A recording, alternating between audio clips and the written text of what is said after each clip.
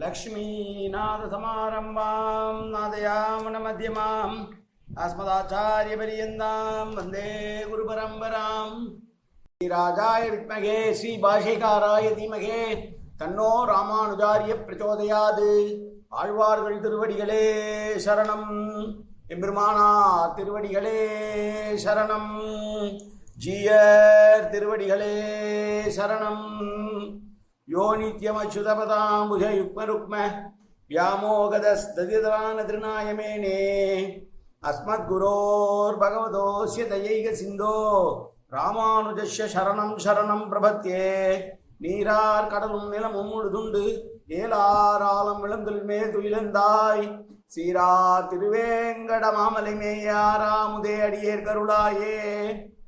எல்லாம் வல்ல ஏழ்மலையான் பெருங்கருணையால் 4000 திவ்ய பிரபந்த பாசுர பதிவேற்றங்களின் வரிசையில் இன்றைக்கு 2762வது நாள் பாசுர பதிவேற்றம். நம்மாழ்வாரருடைய பெரிய திருவந்தாதியினுடைய 16வது பாசுரத்தை சேவிக்க இருக்கிறோம். ஆழ்வார் தானான தன்மையிலே பேசுகிற பாசுரங்கள் இந்த பெரிய திருவந்தாதி. 87 பாசுரங்களை கொண்ட இந்த திருவந்தாதியை ஏதோ 15 நாளாக அனுபவித்து வருகிறோம். இன்றைக்கு 16வது நாள். முதலிலே தனியன் எம்பெருமானார் ராமானுஜருடைய தனியன் இது. முந்துற்ற நெஞ்சே முயற்றி தரித்துரைத்து வந்தித்து வாயார வாழ்த்தியே சந்தம் உருகு ஊரும் சோலை சூழ் மொய்பூம் பொருகு நல் குருகூரன் மாறன் பேர் கூறு.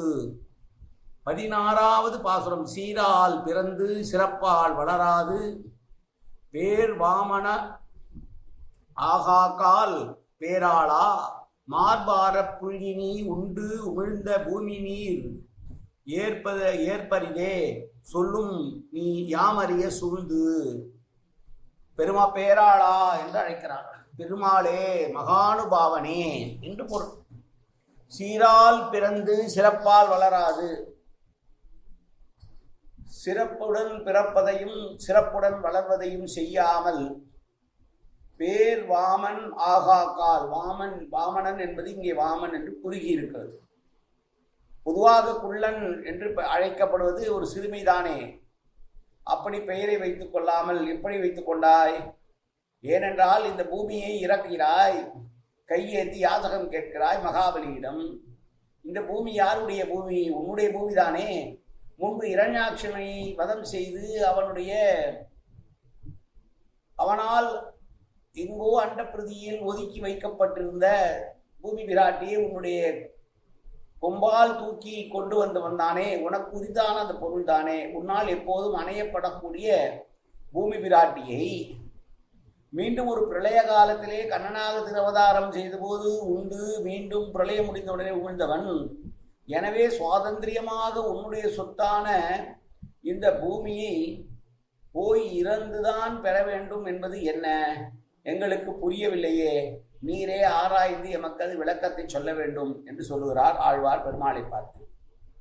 வாமன அவதாரத்தை பற்றி பேசுகிற பாசுரம். சீர் ஓத பீடழிவாம் பேச்சில்லை என்றார் சென்ற பாட்டிலே. அப்படியே அவனுடைய திருக்குணங்களை ஓதத் தொடங்குகிறார். நான் சொல்லுவதனால் உனக்கு ஒன்றும் குணக்கேடு வராது, எனவே நான் உன்னை பற்றி பேசிக்கொண்டே இருப்பேன் கண்ணா என்று சொல்லிவிட்டு பேசத் துவங்கியவர் வாமனாவதாரத்தை நினைத்து பார்க்கிறார். யாருடைய கடாட்சம் பட்டாலே வறுமை என்பது இருக்காதோ, யார் மனதால் நாம் வாழ வேண்டும் என்று நினைத்தாலோ அப்போதே வாழத் தொடங்கி விடுவோமோ, அப்படிப்பட்ட ஸ்ரீ நித்தியமாக மார்பிலே சூடிக்கொண்டிருக்கிற பெருமாள் ஸ்ரீனிவாசன். அவனுக்கு என்ன தலையெழுத்து போய் இறந்துதான் பூமியை பெற வேண்டும் என்று? ஏனென்றால் இந்த பூமி என்பதே அவனுடைய சொத்துதானே. அவன்தானே ஒரு காலத்திலே வராக அவதாரம் எடுத்து மீட்டவன்.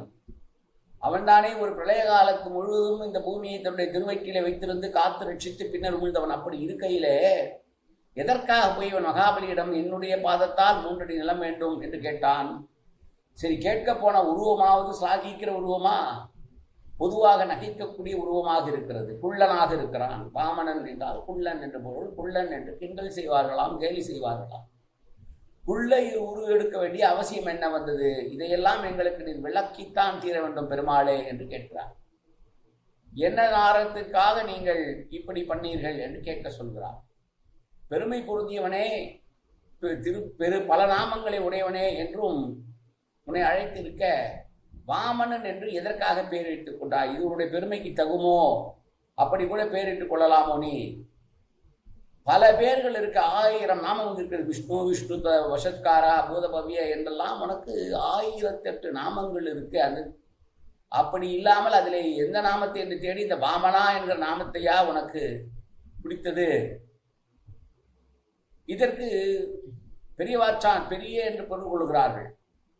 பெரிய வாமனன் என்று சொல்வார்கள். இவனுக்கு மேற்பட்ட குள்ளன் இல்லை என்று ஒப்பற்ற குள்ளனா.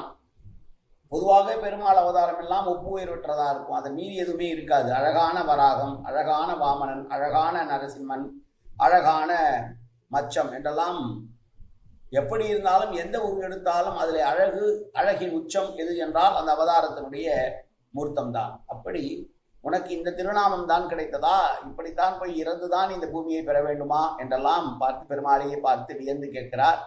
வாமன அவதாரத்தை ஆழ்வார் அனுசந்தித்த பாசுரம் இது.